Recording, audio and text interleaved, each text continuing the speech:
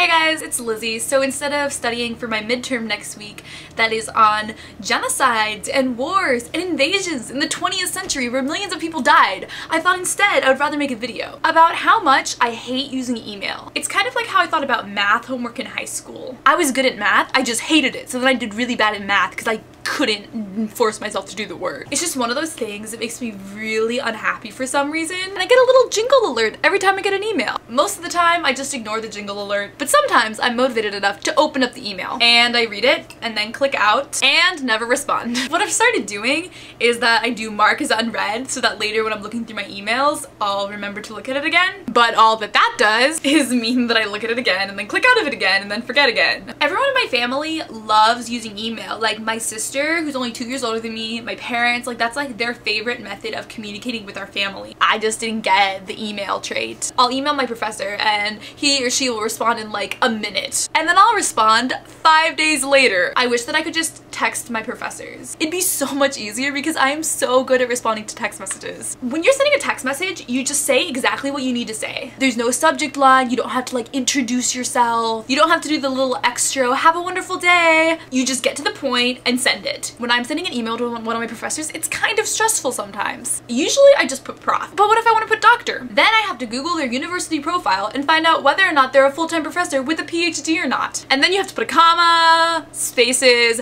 and you have to use complete sentences, because if you don't have perfect grammar, then they'll label you as the bad writer and be biased when they're editing your essays. And then after I have the body of the email written, I have to go back and make sure that there aren't like smiley faces and excessive exclamation marks, because I have to be sort of professional and like take away my personality. I don't know, my dad told me that I shouldn't put smiley faces in emails to my professors, but I kind of communicate that way in person, so I don't get why that's so wrong, but I just like take my dad's advice a lot. And then I put, have a wonderful day, have a blessed day, thank you so much, something like that. Then I put Liz, and then 15 minutes later, I'm able to send the email. Why? Why do I overanalyze emails? I never overanalyze text messages. Well, sometimes I do. I'm on the e-board for some clubs at Pepperdine, and I don't know why, I always sign up for the job of sending out emails. And I hate email. I don't know why I like voluntarily put myself in these situations. And then if I'm sending out an email to one of the clubs I'm the email person for, I always worry that I'm putting too many exclamation marks. If I don't put exclamation marks at all, it just seems like mega boring and almost like I think I'm better than other people because I'm not putting exclamation marks in the email. So I have to put exclamation marks. But I think it's not grammatical if every sentence has an exclamation mark after it. So today I was sending out an email. It starts off, hi everyone, exclamation mark. And then the next sentence had an exclamation mark too.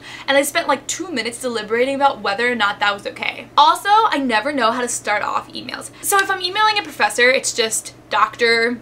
so-and-so, comma, or prof so-and-so, comma. I know how to start off emails to professors. But when I'm emailing at a club, all of last year, I was always like, hey guys, because that's how I start off my videos. I don't know how else to address people. But this year, I was thinking that was really repetitive, and I bet people realize that's repetitive. So I started looking at other emails from other clubs and like how they begin the emails. So now I also use hi everyone, or hey everyone, and I think hi everyone is better than hey guys. I don't know, hey guys is just way too repetitive in my life. And the other reason I respond to text messages so fast is because it has a little red 1 when I get a text message, so it's like that needs to go away, I need to respond to it. But then with my email, I have 597 emails I haven't read because I get so many subscriber emails, and so you know that's gonna always be read regardless of what I do. Whereas the text message thing, if I actually respond to it, then the thing stops being read. And I guess the other reason that I respond to text really fast is because I get really annoyed when people don't respond to my texts because I feel like they're ignoring me or something. But then when people don't respond to my emails, I don't care because I don't care about email. I don't know. Most of my professors are just like within 2 seconds, and it's really intimidating. Like, what do you do in doctoral school that teaches you how to use email? Do any of you guys fail at email? I mean, I hope I'm not the only person who struggles with this, because before college, I never had to deal with email at all. Do you guys wish that you could just text your professors? I think that would be so much easier. Other frustrations about college, but the fact that Pepperdine requires us to do so many GEs, and then they don't count AP credits. So for example, I'm in Humanities 3. In high school, I took AP World and AP Euro, so I've already learned this information twice. Why do I have to learn it for a third time through 3 separate classes? That is obnoxious. It's just so repetitive. And I love history, but if you make me repeat classes that I've already taken,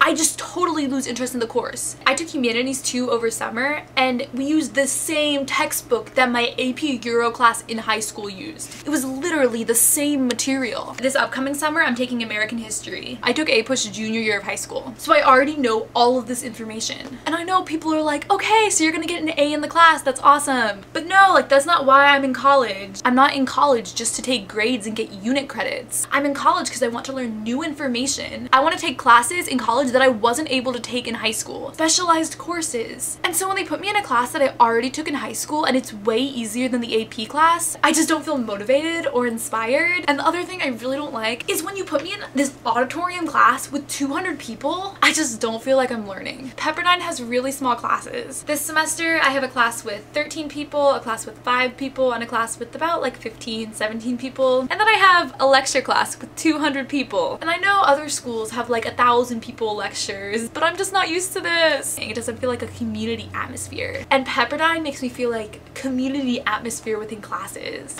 I'm making flashcards right now. I'll show you guys. Armenian genocide, when 1.5 million people were killed. The leader of Iran, who overthrew a corrupt government to create another corrupt government that executed thousands of political prisoners. I hate learning about torture and war and genocide. It's just like depressing. Like, what happened to the world? And I know that learning about these things is the way we prevent them, but that clearly doesn't work because we repeat the same mistakes in history over and over again. The really funny thing is that my dad is teaching this class right now at his university. He's teaching Humanities 3. I wish that I could just take it from my dad and transfer the credit, but Pepperdine won't let me do that. So I was telling my dad how this class is just discouraging, and he goes off on how inspiring and insightful all the philosophy and art from the time is. And I'm just thinking, I wish you were my professor. Anyways, I'm going to fill these flashcards up with information and not respond to people's emails. I want to start making videos twice a week because YouTube is really fun and it's a nice study break. Comment below what classes you guys are studying for right now. I'm going to make a how to study video because that keeps being requested by people. And I really like studying, so I feel like that could be fun to make. Thank you guys for watching, and I hope you're having an amazing semester so far in school. Bye guys!